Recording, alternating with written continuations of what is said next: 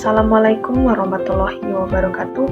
Om Swastiastu, Namo Buddhaya, Salam Kebajikan. Perkenalkan, nama saya Atalia Caroline Octavia Ngantung.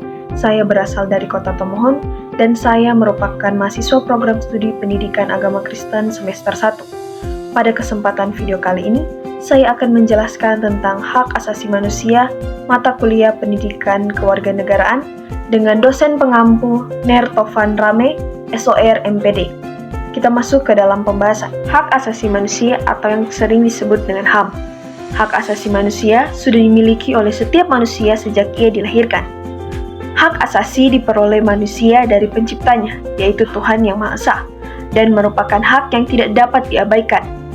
Hak ini dibutuhkan manusia selain untuk melindungi diri dan martabat kemanusiaannya, juga digunakan sebagai landasan moral dalam bergaul atau berhubungan dengan sesama manusia. Jadi, dapat disimpulkan, hak asasi manusia atau HAM adalah hak yang dimiliki setiap manusia yang telah melekat pada diri manusia sejak dia dilahirkan serta bersifat universal dan tidak bisa dicabut atau diganggu-gugat. Nah, menurut Undang-Undang Republik Indonesia Nomor 39 Tahun 1999 tentang HAM, khususnya dalam pasal 1 ayat 1, menyatakan HAM adalah seperangkat hak yang melekat pada hakikat dan keberadaan manusia sebagai makhluk Tuhan Yang Maha Esa dan merupakan anugerahnya yang wajib dihormati, dijunjung tinggi, dan dilindungi oleh negara, hukum, pemerintah, dan setiap orang demi kehormatan serta perlindungan harkat dan martabat manusia. Menurut John Locke, ialah hak-hak yang diberikan langsung oleh Tuhan Yang Maha Esa sebagai hak yang dikodrati.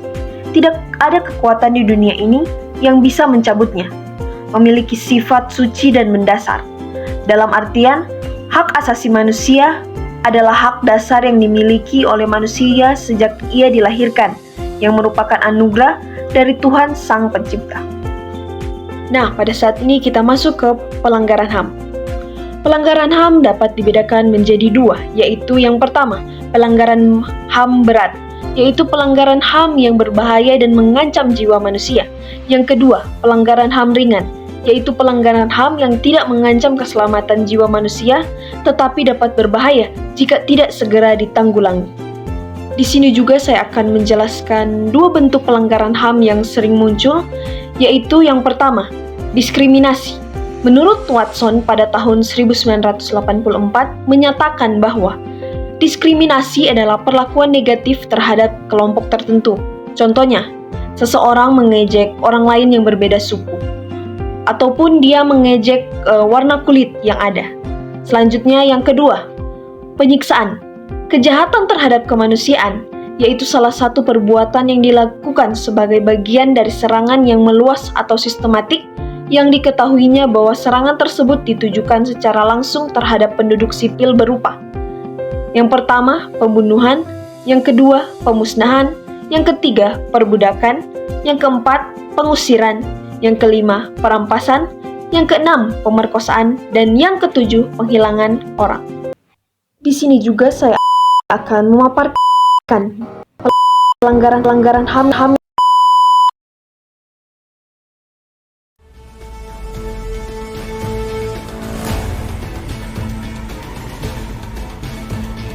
Pelanggaran HAM yang terjadi di Indonesia, menurut liputan6.com, saya mengaksesnya pada tanggal 10 Desember 2024. Yang pertama, penemuan jenazah anak perempuan dalam karung di gudang rumahnya di Desa Kalipel, Kecamatan Ujami, Kabupaten Pemalang. Polres Pemalang menetapkan seorang anak yang berkonflik dengan hukum inisial ABH atas dugaan tindak pidana pencabulan atau kekerasan terhadap anak korban hingga meninggal dunia. Yang kedua, kesal karena terus menangis, pengasuh daycare di Depok siram air panas ke balita. Polres Metro Depok telah mengamankan tersangka Sirviana, umur 35 tahun terkait kasus dugaan penyiraman balita di daycare Kiddy Space, Sawangan, Depok, Jawa Barat. Ternyata di Indonesia juga masih banyak kasus-kasus yang terjadi tentang pelanggaran HAM. Maka dari itu, saya akan memaparkan juga upaya pemerintah Indonesia dalam menegakkan hak asasi manusia.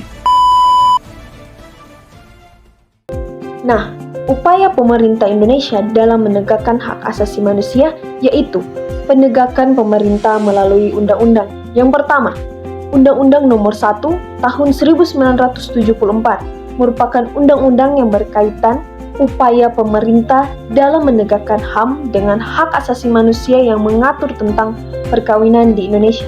Yang kedua, TAP MPR nomor XVI atau nomor 17/MPR/1998 merupakan produk dari Majelis Permusyawaratan Rakyat sesuai dengan tugas dan fungsi MPR di Indonesia dan menurut Undang-Undang Dasar 1945.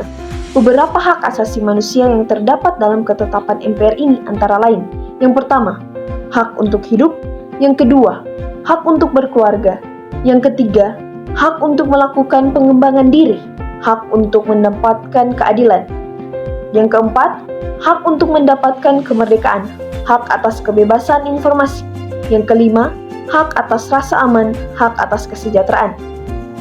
Yang ketiga, Undang-Undang Nomor 39 Tahun 1999 merupakan undang-undang yang menggantikan ketetapan MPR nomor XVI atau nomor 17/MPR/1998. Undang-undang ini berisikan hak-hak asasi manusia yang dimiliki oleh setiap warga negara tanpa terkecuali. Sekian video penjelasan saya tentang hak asasi manusia. Maaf jika ada kesalahan kata-kata, maaf jika masih ada kekurangan, dan semoga video ini bermanfaat untuk menambah wawasan. Sekian dan terima kasih. Shalom. Wassalamualaikum warahmatullahi wabarakatuh. Om Swastiastu, Namo Buddhaya, salam kebajikan.